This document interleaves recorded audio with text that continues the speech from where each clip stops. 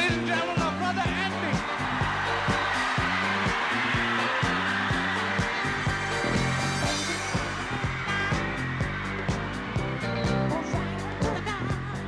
The door was always open for Andy. It was not like ever closed off.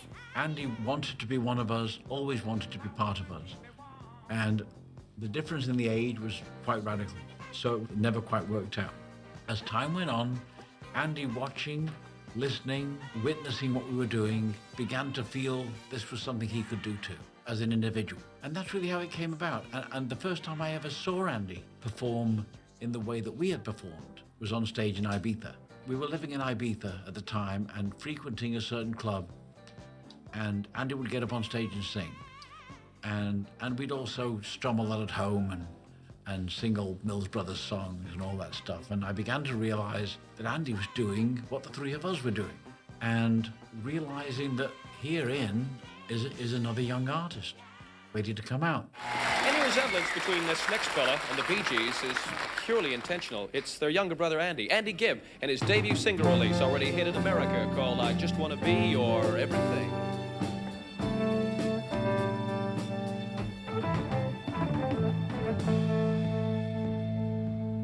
For so long,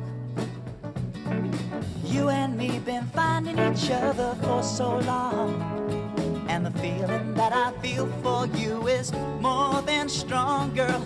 Take it from me, if you give a little more than you're asking for, your love will turn the key. I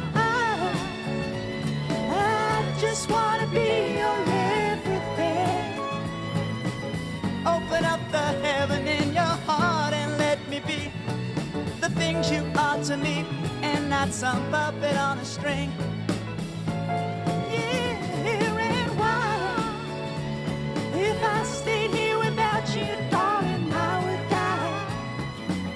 I want you laying in the love I have to bring. I'd do anything to be your everything.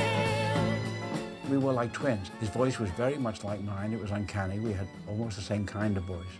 Robin's voice much higher than mine or Andy's, but we were very much alike. We even had the same birthmarks, which we could never figure out.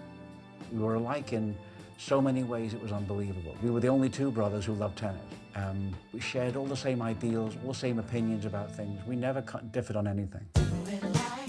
Taking me through the night, shadow dancing, baby, you do it right. Give me more, drive me across the floor, shadow dancing, always end up in more. So I made sure Robert heard what Andy had been doing. Andy invited Robert and I to Bermuda. We'd convinced Andy to get together with me and to see if we could come up with something. And the first thing was I Just Want to Be Your Everything. The second was Thicker Than Water. And the third was something that all four of us wrote together called Shadow Dancing.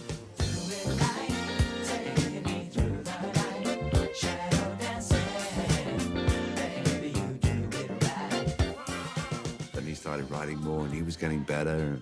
He was doing very well in terms of number ones and consecutive singles. If it was an artist today, it would be Loud and Proud.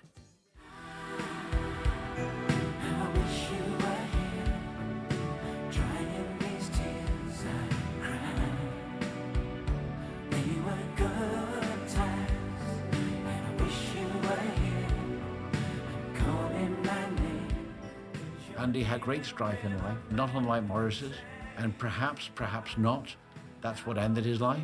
But with the drugs and the cocaine abuse that he'd done in LA and stuff over his young life, he'd been involved with a lot of people who were doing drugs. So about 6 months before he died, he went back to England to stay at Robin's house. Then we'd heard he was hitting the liquor store.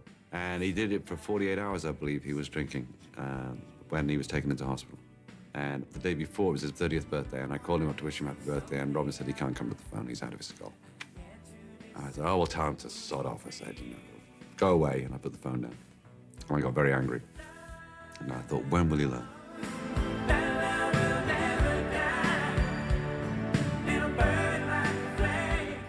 And it's 3 days after that. Ken, who works for Robin, called us about 6 in the morning, 7 in the morning, and said that Andy had passed away. And I just dropped the phone. I wish you were here, drying these tears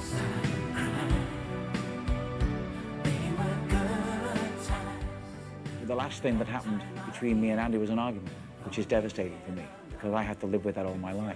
And there was a phone call between him and me, and I was sort of saying, you know, you've really got to get your act together, and this is no good. And instead of being gentle about it, I was angry.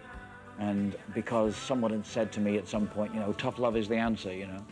So for me, it wasn't, because that was the last conversation we had. So that's my regrets. That's what I live with.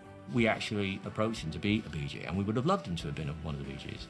I think if he had been, you know, he may still be with us, but then, you know, we don't know. I mean, I think Michael Jackson, for instance, I think if a lot of people have said all the nice things they did on the day he died, when he was alive, he may still have been alive. That's just the irony, but, you know, some people need to hear it when they're alive.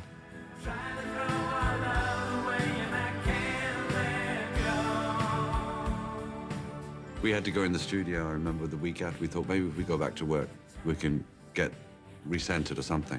And I was playing the strings, and it was very beautiful. Barry and Robin just started crying, and I just started crying. I said, I can't play anymore. We went home, and about a month later we came back in, and then we did Wish You Were Here, for Andy. And that was difficult to sing, very difficult. But we wanted to sing it, we wanted to do it. But there was such a hauntingness on the sound that I was getting on the keyboards that was so pretty. And I was just playing these chords that just went into beautiful melodies. And Barry and Robin just, maybe next week, and we left.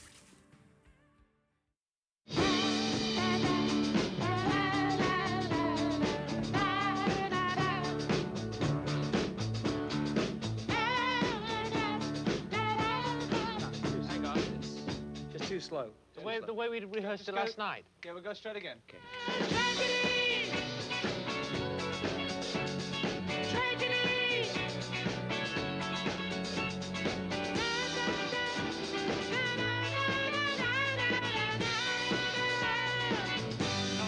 Solo now.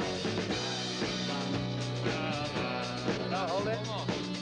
Hold it. It would be nice if we could find a bigger sound for that solo. Great. Bigger, rounder. All right. Yeah, just like that. Yeah, beautiful. Okay, let's do it again. Second half of the chorus, but bring that sound in. That's great. Yeah. Okay. 1, 2, 3, 4.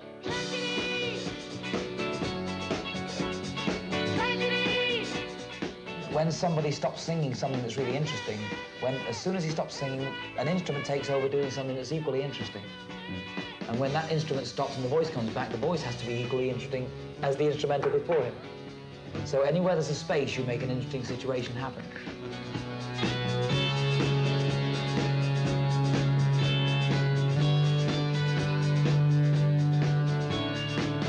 When we were doing Tragedy, for instance, we knew we wanted the sound of an explosion to come at a certain point to accentuate the track.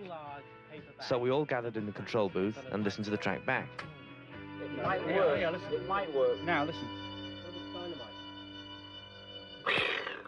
Right in that That's slot. where your explosion is going to go. We'll do a little later than that. That's a little earlier. You will find it, won't you? Well, that's the place. What might work is... You always sang it. Yeah, just like I did then, to go to the mic and go...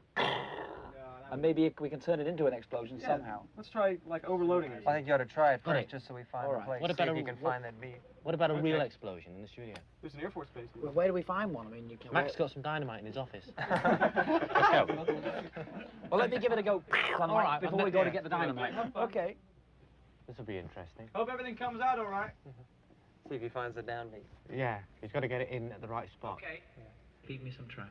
Let's give it a shot.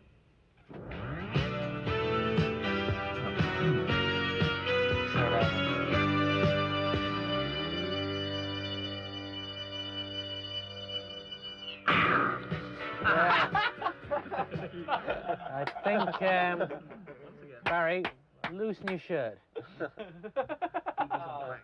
Maybe if you just close your eyes and really concentrate on the meter. Oh, dear. I'll be counting. Okay, I'll be counting.